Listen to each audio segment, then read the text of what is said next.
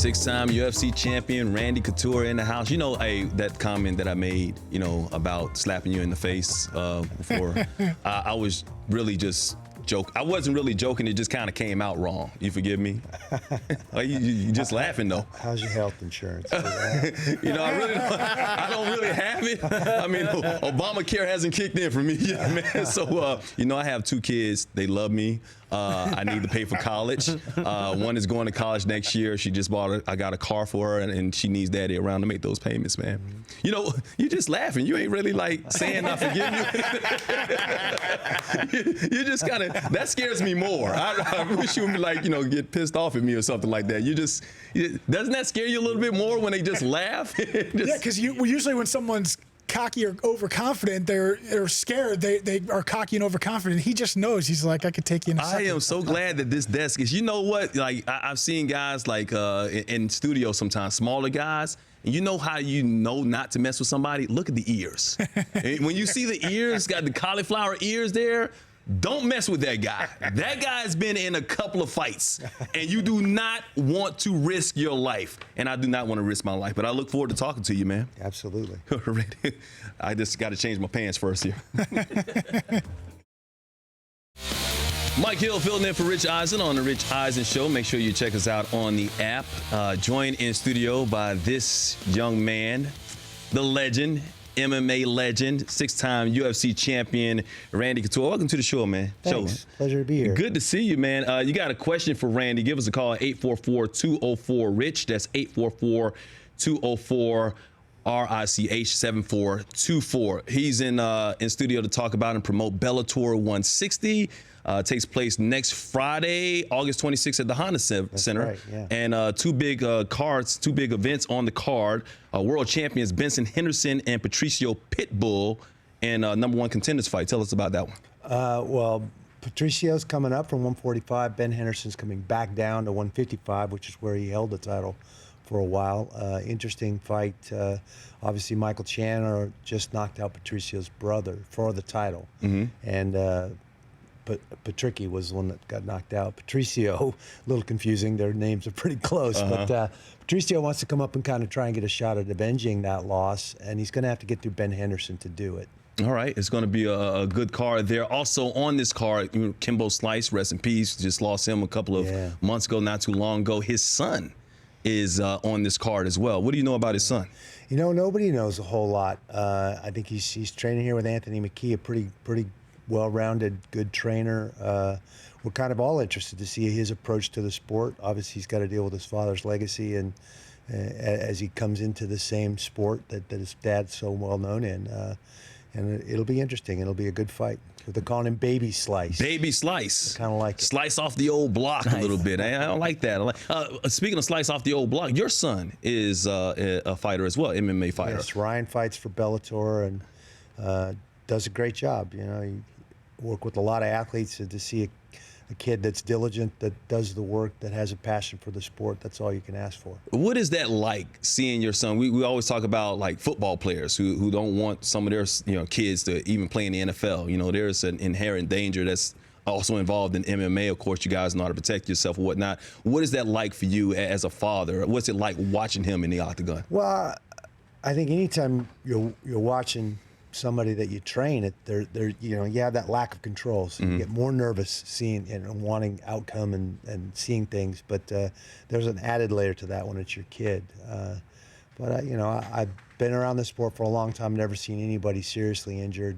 Nothing that doesn't, stitches come out in a few days. Nothing that to worry about. I see the work ethic that he has. He's a smart kid. He does a great job. So I don't worry about him. I'm happy to be basically in his corner there cheering him on. You talked about Kevin Slice living up to Kimbo Slice's great, you're a world champion, you're an MMA legend.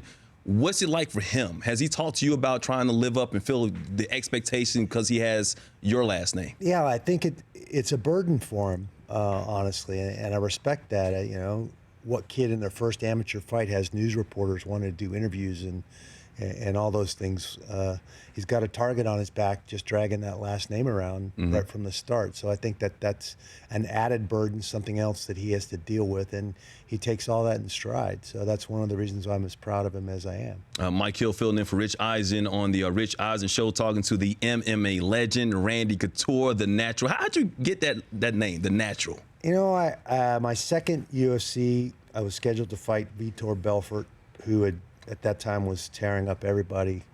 I think in the 5 fights he'd had, his aggregate fight time was under 3 minutes. I kind of assimilated and beat him at his own game. And the editor-in-chief of Full Contact Fighter magazine at that time said, "Oh man, you were a natural. You adapted to his. And can I call you that?" And I said, "Well, I've been called a lot worse things. I suppose that would be fine." And it just kind of stuck. Is it good that you're called in that? Because, you know, like, it seems like in a lot of sports there's an issue with PEDs right now, like performance enhancing drugs. The UFC seems like it's rampant right now. And some of their bigger stars, John Jones, of course, Anderson Silva, whatnot. Is there in your opinion, is there a huge issue when it comes to performance enhancing drugs in the UFC right now? Well, I don't know if it's a huge issue with the UFC or MMA in general. I think it's sport wide. You can't name a sport that there isn't an issue that somebody hasn't come up, and pop positive for a test. From the 1960 Olympics on, it's been an issue. There's always going to be guys that try to find shortcuts, that try and find a way around things, and so I don't think MMA is any different than any other sport. I mean, look what's just gone on at the Olympics with the Russian team and all of that. So. In that regard, I don't think we're any different than any of the other sports out there.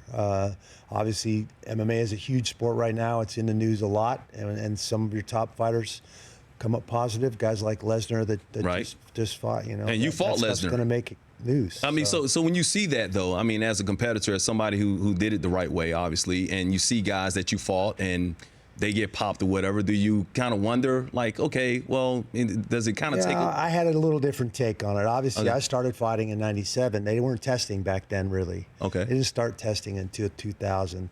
There were rumors in the sport, oh, this guy's using, that guy's using. I always looked at that as an advantage for me. If I thought or knew my guy that I was competing against was using, like, this guy's going to blow up in 2 or 3 minutes. There's no way his cardiovascular system can take care and oxygenate that much muscle. And in his mind, he's worrying about the wrong things. He's worried about how he looks and some of the physical things that go with performance-enhancing drugs, and not what he needs to do to win this fight. So I always kind of looked at it as an advantage for me if my opponent was doing that. So in '97, before they started testing or whatever, you're natural, whatnot, I've heard players say they were tempted, when it came to that type of stuff. Were you ever, because you knew others would?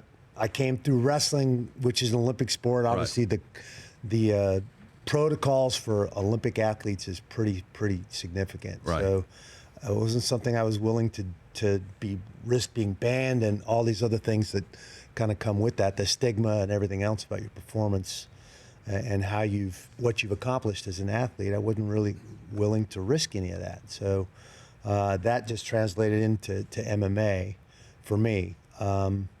Weight class sports, I mean, one of the things about performance-enhancing drugs is you're going to put on a bunch of weight. Now, I was a small heavyweight, but I also am smart enough to understand the side effects and all the other things that come with that and the risk of your life and your health. And there's nothing better than having those things. So it just wasn't a risk I was willing to take. Yeah, it's right way to do it the right way and to keep your name. And of course, you couldn't be called the natural anymore if something like that went on. There's a ready-made joke right there. It's just too easy. Put it right on the tee. We'll talk to you about the sale of the UFC, your take on Dana White. Also, Conor McGregor, a big fight that's coming up in the UFC. We'll talk about his transition, because you made a nice transition from the octagon and going into entertainment. And, of course, more on Bellator 160, which takes place next Friday, August 26th at the Honda Center in Anaheim, California. More with the natural Randy Couture coming up right here on the Rich Eisen Show. All right, Mike Hill in for Rich Eisen, talking to the natural, the MMA legend, Randy Couture. I was joking once before you came out here about... I heard. Huh? I heard you. I'm a challenge him. I'm gonna slap him right in his face. Yeah. What? Oh, hey, man, where that? That was taken completely out of context. So you like ambulance rides? Or what? No, because I can't afford them, and I don't want to be in the back of an ambulance. Hey, man, I'm not gonna be a punk. I ain't gonna be afraid, but at the same time, yes, I'm afraid of you.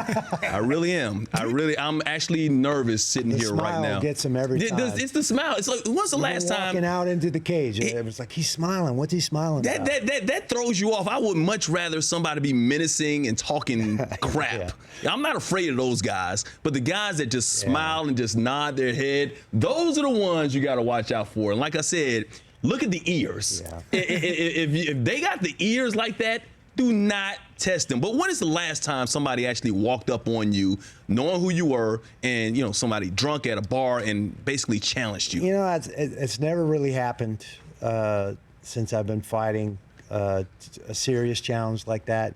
You get the offhanded comment, oh, you don't look that big. I thought you'd be bigger. You ain't that tough. But I'm pretty easygoing. I got nothing to prove. You laugh that stuff off. I'll quip right back to them. Well, I'll change your perspective when I'm sitting on your chest and you're looking up at me. You're like, what did he say?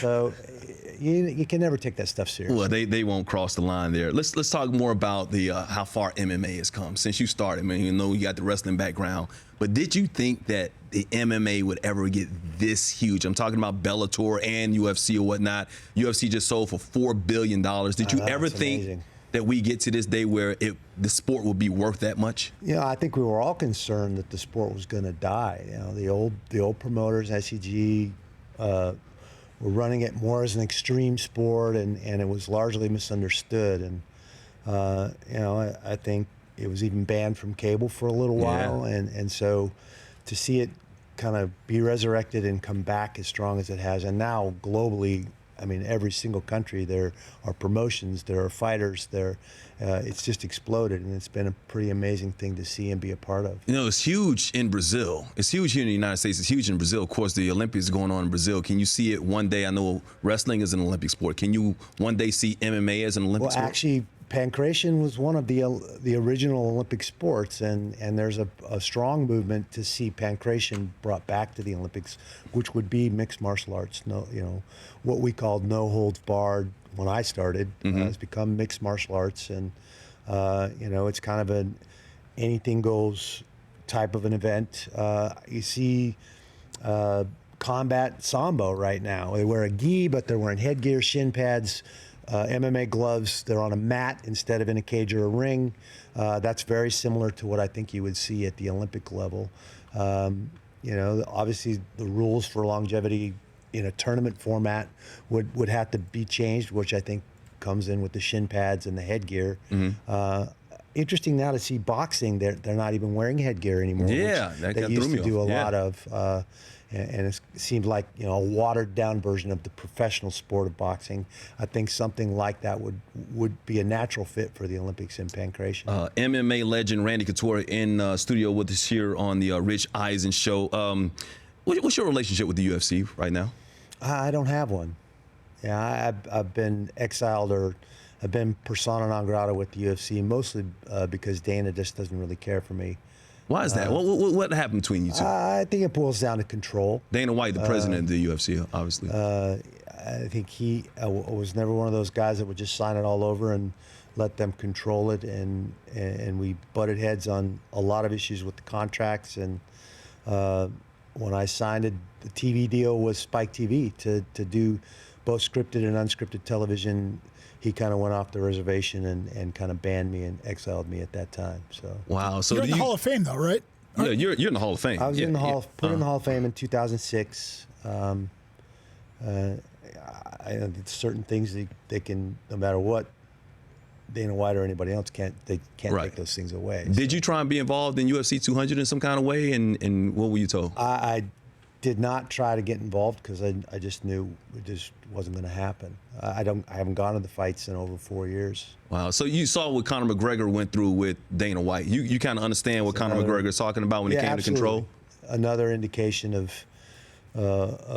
what's going on with that promotion and how the fighters are treated. And I think one of the reasons why the Ali Act that boxers enjoy now needs to be expanded to include MMA, and kind of take away some of the power that promoters have over the fighters and the abuses and things that are going on in mixed martial arts that boxing dealt with a long time ago. So when they got sold, he's still on as the president. Did you think that was a smart move to keep him on as president? I question that. I think if the promotion has any issue, it's an image issue, and that starts with the president, with him. But they also have a huge money machine that's working. If I was one of the guys that spent $4 billion to buy this thing, I'm probably not going to change too much to hope it just keeps printing out cash the way it's been printing out cash. So I kind of get that on the business side, but yeah, I don't know. Well, one of the cash cows is Conor McGregor, and he's very entertaining. I mean, you made a great transition outside of the octagon into the film industry or whatnot. Expendables 4. I see you got the logo on your hat there. Oh yeah, yeah. The flag. So can you got some news here? We got the Expendables 4 is coming. I mean, a lot of rumors, nothing official. It sounds like we may get to do an Expendables 4 here. It sounds like maybe spring of next year. Oh, really? Okay. How were you approached for the first Expendables? Because you got Stallone, Schwarzenegger, Dolph Lundgren, all those guys. I have an agent, and I got a call saying, "Hey, Sylvester Stallone would like you to come by his office. He wants to talk about this project he's putting together, and he's interested in you for a character in this movie." And he laid out what he was doing.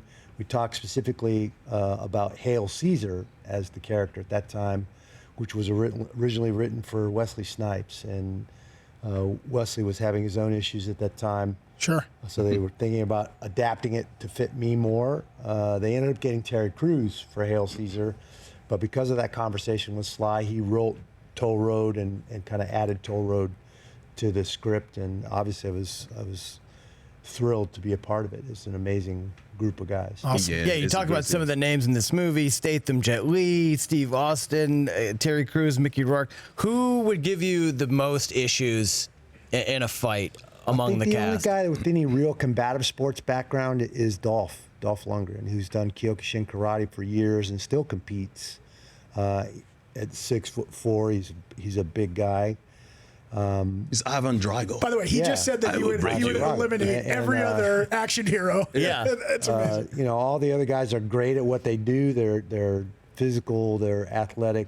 Terry Crews is a huge man, and professional football player, but he has no pretense of being a mixed martial artist. They're actors. That's what they. Hey, it's time for this stunt scene, and come on in. Stunt doubles come in, and that's what happens. This guy actually fights for a living. That's what you do. And you kept your teeth. They're so well. That's because they got kicked out. Oh, well.